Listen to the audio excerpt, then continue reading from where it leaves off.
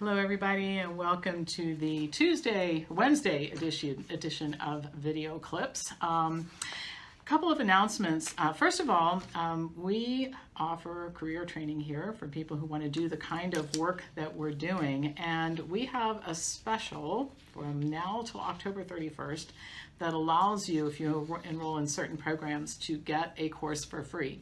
So if you're interested in career development and you're thinking about doing something, either you're a health professional who would like to shift your career in a different direction, or you're a person who would like to be in the healthcare business doing the kind of thing that we do here and no experience at all, we can teach you how to do this. So send me an email at pampopper@msn.com and we can set up a time to talk. Couple of things that are going on. Chronic fatigue we're about halfway through, and you can watch the videos or listen to the recordings of the classes you missed and pick up for the rest of the series. And I'm still teaching the Cancer 201 course. Every couple weeks I develop a slide set on another treatment or two because there's so many to cover, and I'm just going to keep doing that.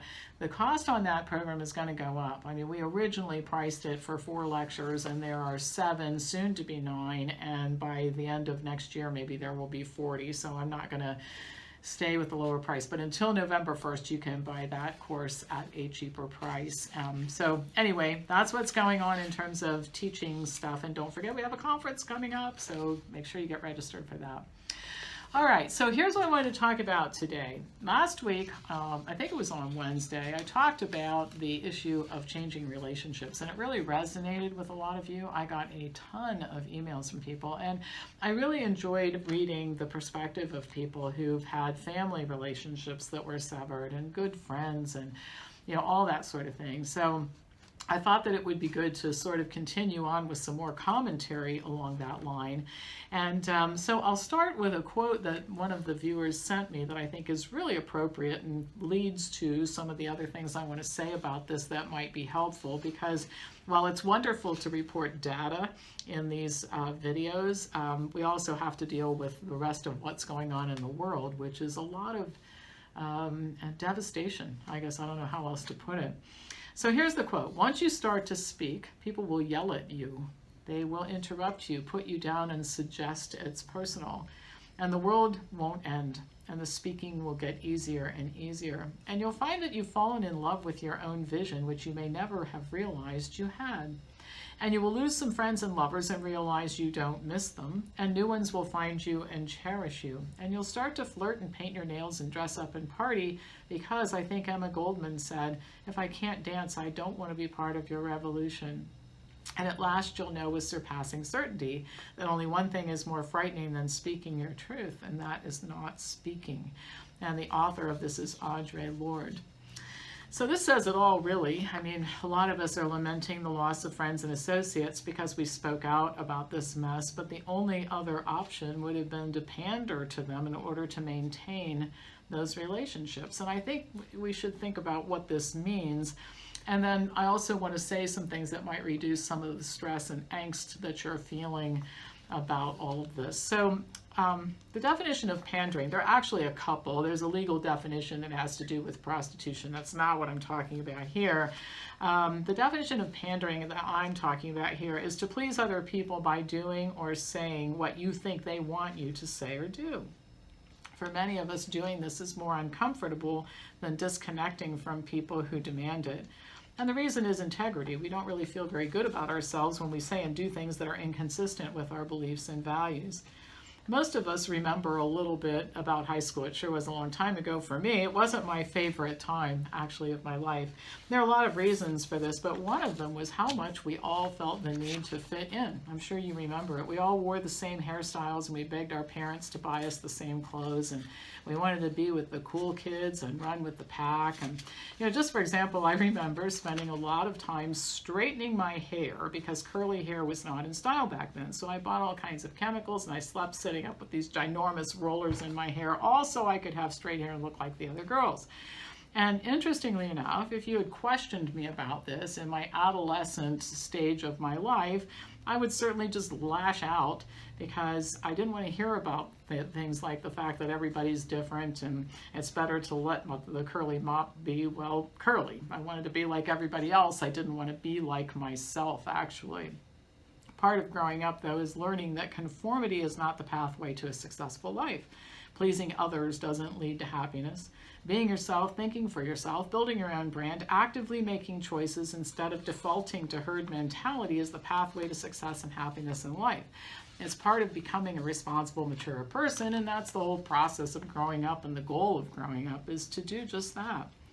Just for the record, life right now is so much easier with the hair. I don't know if it's the right style. I haven't looked at a fashion magazine for a few decades, which some of you point out to me from time to time. Thank you very much. But I do like it, and it's easy to maintain.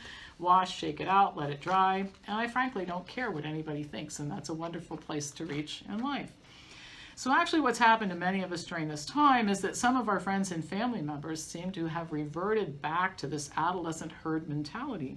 We all must think alike. If you want to remain a member of the group, you have to think like we do. You have to say what we say and do what we do. In other words, what they're saying is, Pam, straighten your hair regardless of how ridiculous and aggravating and unnatural it is. Do it, or you can't be part of our group.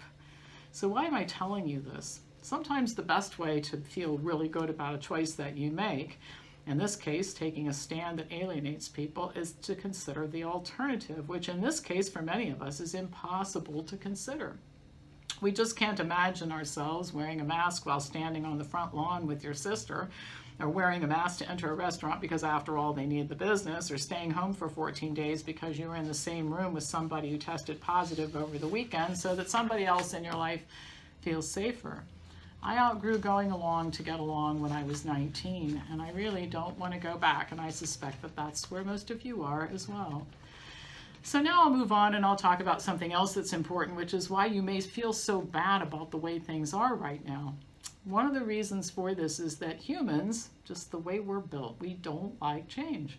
Studies show, for example, that abused children would rather return to the family home where the abuse happened than live in a safer place. Bad and familiar sometimes seems like a better choice than safer but different. Humans like familiarity, and they'll often choose it over change, even when the change is better for them. This is what you're all dealing with right now. We are all dealing with right now.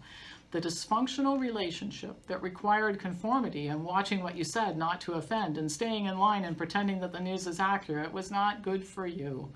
It was precarious, and it was built on a false premise and not sustainable, because sooner or later you were going to do or say something shocking like say what you mean, and it all would have come crashing down around you anyway. But you missed Thursday morning coffee or your book club or your exercise class or whatever you gave up in the interest of integrity. We were attached to those things. All of us were, me too. And leaving behind something that you're attached to, it's difficult. It's been difficult for me as well, just so you know. I'll share this with you. I don't want to tell you my life story. Perhaps one day in the future, when I've run out of really interesting things to write about, like COVID-19, I'll indulge myself and write my autobiography. But I can share with you that the times in my life when things have been the worst, I've felt the worst. It was when I call it stuck. Attached to keeping things the way they were because it was comfortable, not because it was good. It was just familiar, instead of embracing change and moving on. So what many people are doing now, me included, is we're leaving people, places, habits, events, and organizations behind. We're breaking our attachments. It's not fun. But as I said, the alternative is just so much worse. So the first thing I want you to do is feel good about yourself for taking a stand, for saying and doing what you know is right, and not caving to the groupthink and mentality that is so popular right now. You know, using the high school analogy, none of us are going to get asked to the prom this year, make the cheerleading squad, or play on the football team. But what we've essentially done is created a new class of people called the thinking class. And these are the people, we are the people who are going to lead the charge to take back our lives and our country, to restore our freedom and our humanity.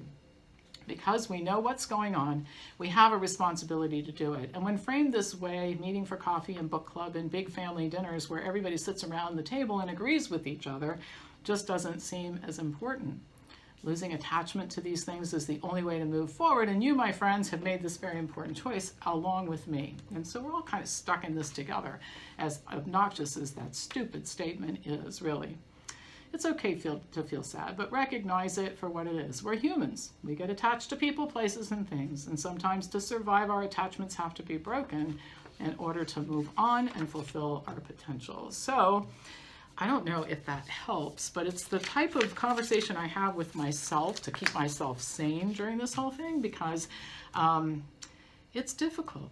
Everything has changed, and nothing will ever be the same as it was before. When we talk about going back to normal, we talk about having our freedoms back. We talk about not having to wear a mask in the grocery store. We talk about going back to being able to go to the theater and all that sort of thing. But it will never be exactly like it was before. And we're not going to go back to the same kinds of relationships with those people again. And so if I've said anything here that helps you reconcile that or feel better about some of the choices that you've made, then I guess I fulfilled my mission for today. All right, as usual, I'll pass this on to anybody who you think would benefit from hearing it, and I will be back to you tomorrow with more news.